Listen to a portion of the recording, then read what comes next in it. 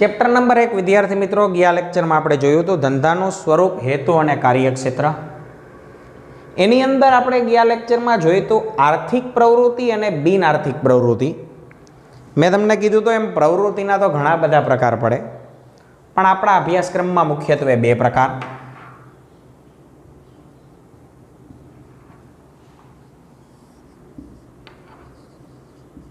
एक तो आर्थिक प्रवृत्ति અને નંબર 2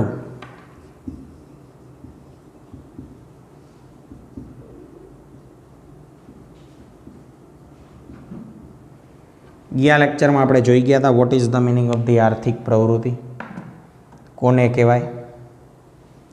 તો કે નાણાકીય વળતર મેળવવા ની અપેક્ષાએ કરવામાં આવતી પ્રવૃત્તિ એટલે આર્થિક પ્રવૃત્તિ। तो भाई बिन आर्थिक એટલે આના કરતા ઉલટું થશે।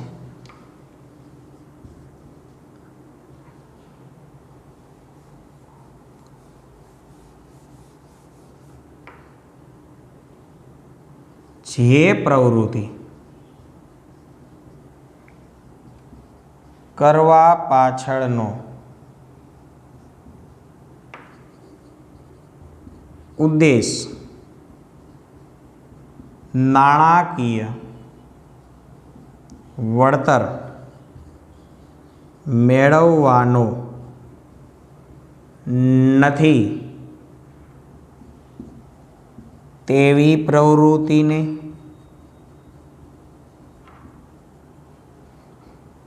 બિન આર્થિક પ્રવૃત્તિ કહે છે। જે પ્રવૃત્તિ કરવા પાછળનો હેતુ નાણાકીય વળતર મેળવવાનો નથી એને કેવી કહેવાય? બિન આર્થિક, એટલે કે નોન ઇકોનોમિક એક્ટિવિટી કહેવાય ભાઈ। તો આપણે ગયા લેક્ચરમાં સમજ્યા હતા આર્થિક એટલે શું। હેડિંગ આપો બિન આર્થિક પ્રવૃત્તિ એટલે શું એમાં લખજો। 3 વ્યાખ્યા આની લખાવીશ। નાણાકીય વળતર મેળવવાના નાણાકીય વળતર મેળવવાના હેતુ વગર કરવામાં આવતી પ્રવૃત્તિ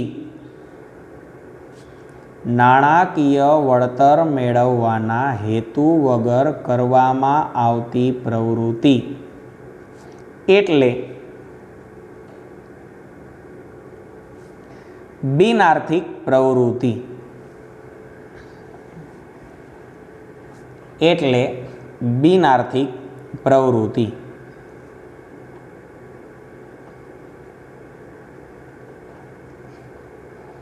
લખો ભાઈ, કરજો અથવા કરીને। જે પ્રવૃત્તિ કરવા પાછળનો હેતુ જે પ્રવૃત્તિ કરવા પાછળનો હેતુ આર્થિક ઉપાર્જનનો હોતો નથી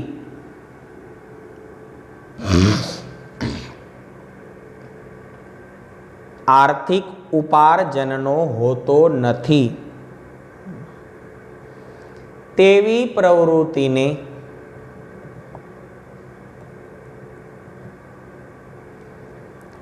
બિન આર્થિક પ્રવૃત્તિ કહે છે।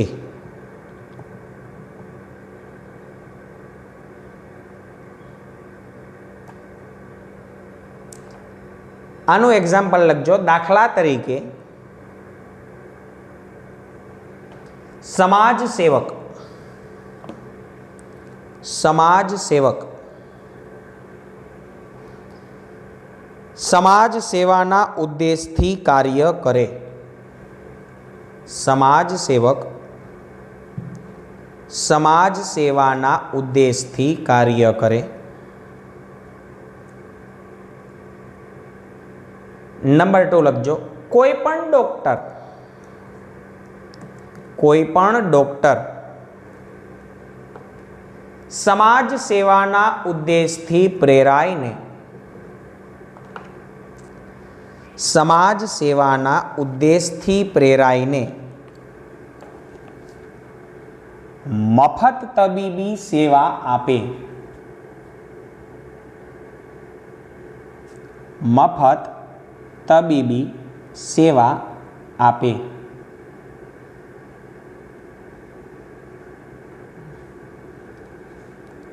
લખ્યું ભાઈ? હજી લખવું હોય તો આગળ લખાય. માતા પોતાના બાળકનો ઉછેર કરે. ટેક્સ્ટ બુકમાં આવું નથી. માતા પોતાના બાળકનો ઉછેર કરે.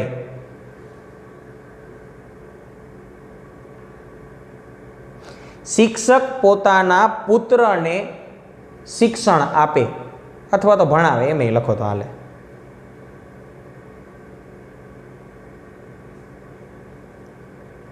લખો ભાઈ. વગેરે પ્રવૃત્તિઓ બિનઆર્થિક પ્રવૃત્તિ છે.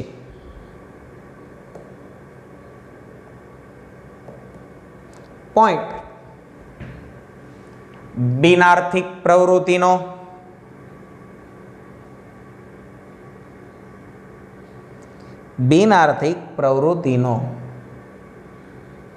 મુખ્ય ઉદ્દેશ સમાજ સેવાનો હોય છે. મુખ્ય ઉદ્દેશ સમાજ સેવાનો હોય છે. ભાઈ આપણે બિનઆર્થિક પ્રવૃત્તિ કરીએ એનો ઉદ્દેશ રૂપિયાનો ન હોય, ઓનલી ફોર સમાજના લોકોની સેવા કરવી. ખબર પડી ભાઈ? અમુક પ્રકારના તમે મેં જોયા હશે સમાજની અંદર સમાજ સેવક હોય તો એનો ઉદ્દેશ માત્ર ને માત્ર એ જ છે કે ભાઈ મારા સમાજના લોકોની સેવા કેમ કરું. જેમ કે જુનાગઢની અંદર બાબા મિત્ર મંડળ દ્વારા હરતું ફરતું અન્નક્ષેત્ર ચાલે છે. તો આ હરતું ફરતું અન્નક્ષેત્ર છે એ શું છે? બિનઆર્થિક પ્રવૃત્તિ, non economic activity. Shriram Jairam જય જયરામની ધૂન વાગતી હોય ને રિક્ષા નીકળે અને ગરીબ લોકો જે કંઈ હોય બેઠા હોય, કારાવ્યા હોય, આજુબાજુમાં રહેતા હોય, અહીંયા રિક્ષા આવે અને અવળી અવળી પાતર ભરીને ડાયરેક્ટ દઈ દે ગરીબ લોકોને. કઢી ખીચડી ગુંદી ગાંઠિયા શાક સંભારો ડેઈલીનું. 4 વાગ્યાની નીકળે તો રાતે 9 વાગ્યા લગીને હોય. દરેક વિસ્તારની અંદર બાબા મિત્ર મંડળ છે, હાલે છે. તો આનો હેતુ એ છે કે પૈસા લેવા, પાતર આપીને થારી આપીને પૈસા લેવા એવું છે? તમે ગુંદી ગાંઠિયા ખાઈ લ્યો પછી કંઈક ગરીબ માણસોને કે લાવ 50 રૂપિયા કંઈ જરાય ને. એનો હેતુ માત્ર એક જ છે, સમાજ સેવા. હરતો ફરતો અન્નક્ષેત્ર, કોઈ ભૂખ્યું રહેવું ન જોઈએ. આખા વિશ્વની અંદર એકમાત્ર તીર્થ વીરપુર જલારામ બાપાનું આર્થિક પ્રવૃત્તિ છે. હું કોઈ દેવી દેવતાની અવગણના નથી કરતો કે મંદિરનું કે એવું કંઈ નથી બોલતો, પણ મેં ઘણા એવા મંદિર જોયેલા છે કે જ્યાં પૈસા આપો તો પ્રસાદ આપે. આર્થિક પ્રવૃત્તિ છે. પણ વીરપુર બિનઆર્થિક પ્રવૃત્તિ છે. ત્યાં પૈસાની જરૂર જ નથી, એક જ પર્પસ, લોકોની સેવા, સમાજ સેવા, દેશ સેવા. તો વીરપુર બિનઆર્થિક પ્રવૃત્તિ કહેવાય. એનો હેતુ નાણાં કમાવાનો જરાય નથી. ત્યાં પૈસા લેતા જ નથી. પૈસા તો હું કંઈ પણ સોગાદ ભેટે લેતા નથી, સ્વીકાર્ય જ નથી. ઓનલી ફોર એક પર્પસ કયો તો કે ભાઈ બિનઆર્થિક પ્રવૃત્તિ. તો ઘણા સમાજ સેવક છે એ સમાજ સેવા કરે. ઘણા અમુક એવા ડોક્ટર હોય કે એને મનમાં લાગી આવે કે નહીં ભાઈ મારે રૂપિયા જોતા નથી, અત્યાર લગીને મેં લાખો કરોડો રૂપિયા કમાણા. એક જ હેતુ.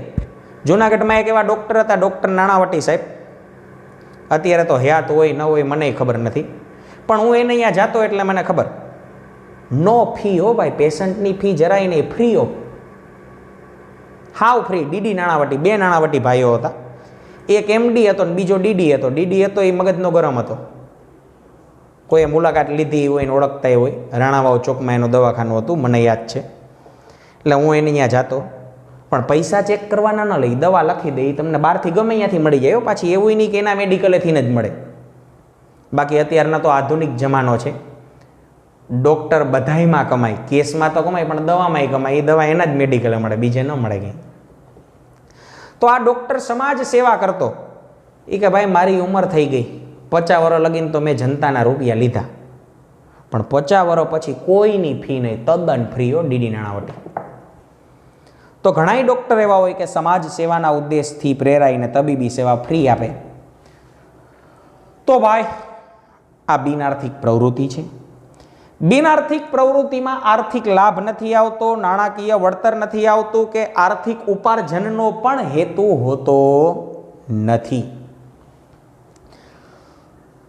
તો ભાઈ આટલું આપણે જોયું. હવે ટેક્સ્ટબુકમાંથી આર્થિક પ્રવૃત્તિ વાંચીએ છીએ 1.1. દરેકનું ધ્યાન એની અંદર મેં તમને બાકીનું લખાઈ દીધું, એટલે તમે ચોપડીમાંથી વાંચશો ને એટલે તમને બધું હેલું લાગશે. બધું લખાઈ ગયું ને સમજાઈ ગયું વિથ એક્ઝામ્પલ.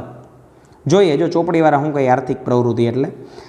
આર્થિક લાભ કે નાણાકીય વળતર મેળવવાના હેતુથી કરવામાં આવતી પ્રવૃત્તિ એટલે આર્થિક પ્રવૃત્તિ. લીટી કરો ઘરની ચોપડીમાં, બાજુવાળા નહીં. આર્થિક લાભ કે નાણાકીય વળતર મેળવવાના હેતુથી કરવામાં આવતી પ્રવૃત્તિ એટલે આર્થિક પ્રવૃત્તિ. કરી ભાઈ લીટી.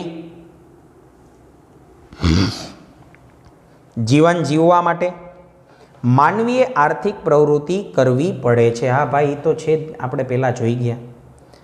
તમારે ને મારે જીવવું હોય તો પૈસા વગર હાલવાનું નથી, અને પૈસો આની અંદર જ છે. એટલે કીધું કે જીવન જીવવા તમારે ને મારે આર્થિક પ્રવૃત્તિ કરવી પડે છે, જેથી નાણાં મેળવી માનવી તેની જરૂરિયાતોને સંતોષી શકે. પૈસા આવશે તો તમે ને હું નાણાં મેળવશું, એટલે કે જરૂરિયાત સંતોષી શકશું. નાણાં જ નહીં હોય તો બધું નકામું. અને અત્યારે આપણા સમાજની અંદર રૂપિયાને જ પ્રાધાન્ય છે. જૂની કહેવત ગલઢા બુલઢા એમને નથી પાડી.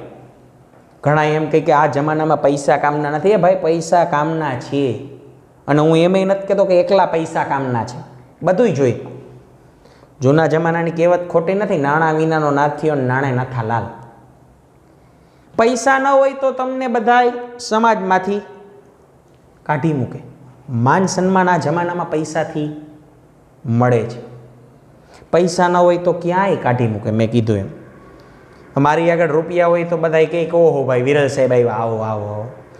રૂપિયા ન હોય તો એમ કે જો આવ્યો હમણાં માગશે, રોલ કરી જાહે. સમાજ પૈસાને પણ આ જમાનામાં પ્રાધાન્ય આપે છે. તો ભાઈ પૈસા વગરનું બધુંય નકામું છે. જરાક પુશ કરો ને.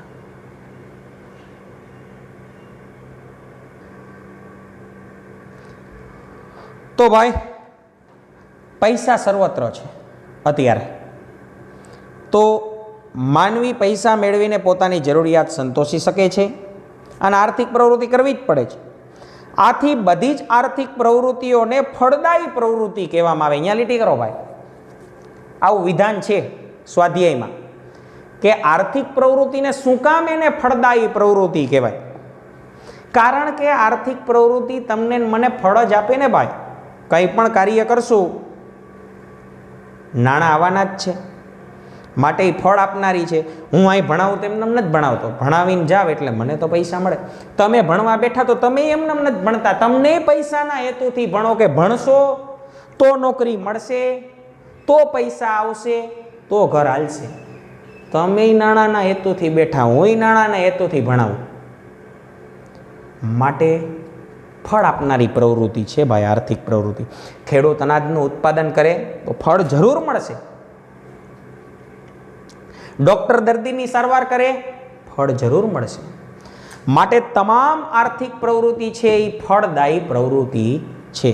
આમાં બહુ ઊંડું ન ઉતરાય, ચોપડીમાં જેમ કીધું એમ યાદ રખાય. બાકી હું તો જરાક ઊંડો ઉતરો ને મેં એવું કીધું બિન આર્થિક પ્રવૃત્તિ એ ફળદાયી છે. હો ભાઈ, આ તો અભ્યાસક્રમમાં એવું આવે છે એટલે આપણે એવું ભણીએ.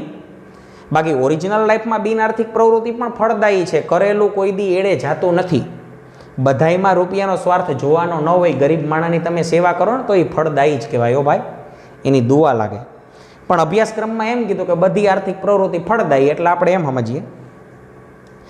આથી બધી જ આર્થિક પ્રવૃત્તિને ફળદાયી પ્રવૃત્તિ કહેવામાં આવે છે. આર્થિક પ્રવૃત્તિ કરનાર બીજાની જરૂરિયાતને સંતોષી અને પોતાના માટે આર્થિક લાભ મેળવે છે. જે માણસ આર્થિક પ્રવૃત્તિ કરતો હોય છે એ બીજાની જરૂરિયાત સંતોષશે અને પોતાના માટે આર્થિક લાભ મેળવશે. ફોર એક્ઝામ્પલ તરીકે ભાઈ મને પેટમાં દુખ્યું, હું ડૉક્ટર આગળ ગયો તો એણે મારી જરૂરિયાત સંતોષી, મટાડી દીધું, દવા આપી અને એના માટે હું મેળવ્યો આર્થિક લાભ. તમારે ભણવું, હું ભણાવું, મેં તમારી જરૂરિયાત સંતોષી, બદલામાં મને આર્થિક લાભ મળે. ખબર પડી?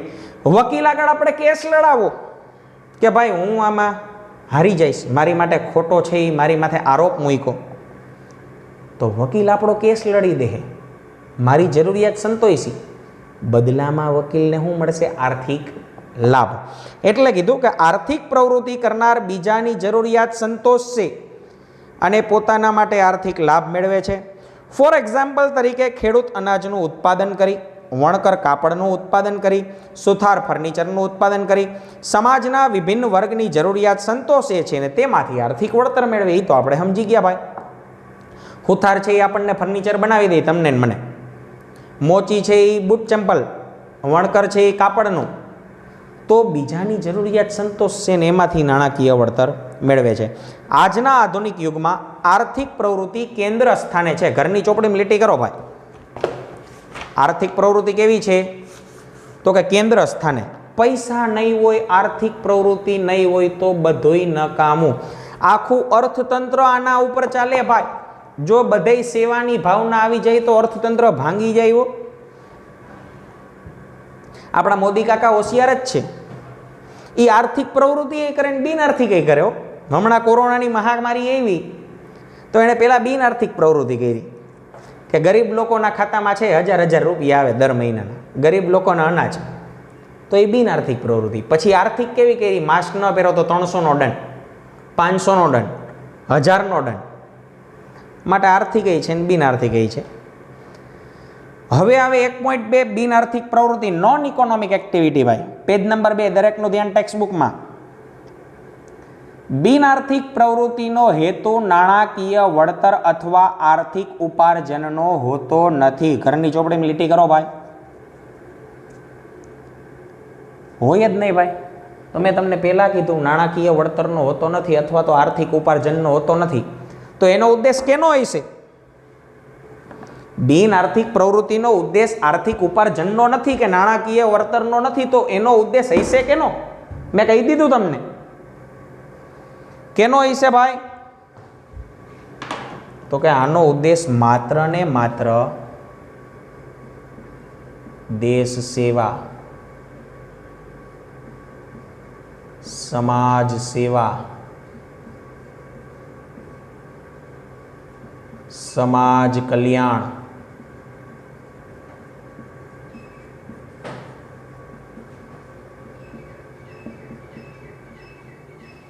ખબર પડી ભાઈ? બિન આર્થિક પ્રવૃત્તિનો માત્ર ને માત્ર દેશ સેવા, સમાજ કલ્યાણનો જ ઉદ્દેશ હશે, નહીં કે આર્થિક ઉપાર્જનનો. હા, આનો ઉદ્દેશ તો કે માત્ર ને માત્ર આર્થિક ઉપાર્જનનો જ હશે. ખબર પડી ભાઈ? આનો ઉદ્દેશ શું? માત્ર ને માત્ર આર્થિક ઉપાર્જન. લોકો ગયા ચૂલામાં, અપના કામ બનતા ને ચૂલા મેં જાય જનતા. મારી ભાષામાં આપણને રૂપિયા મળવા જોઈએ. અને અહીંયા શું કીધું?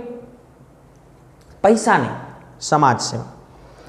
સમાજમાં કેટલીક વ્યક્તિઓ નાણાકીય વળતર કે આર્થિક ઉપાર્જન મેળવવાના હેતુ વગર પણ પ્રવૃત્તિ કરતા હોય. હા, ઘણા વ્યક્તિ હોય એવા. આપણે એક્ઝામ્પલ સમજી ગયા.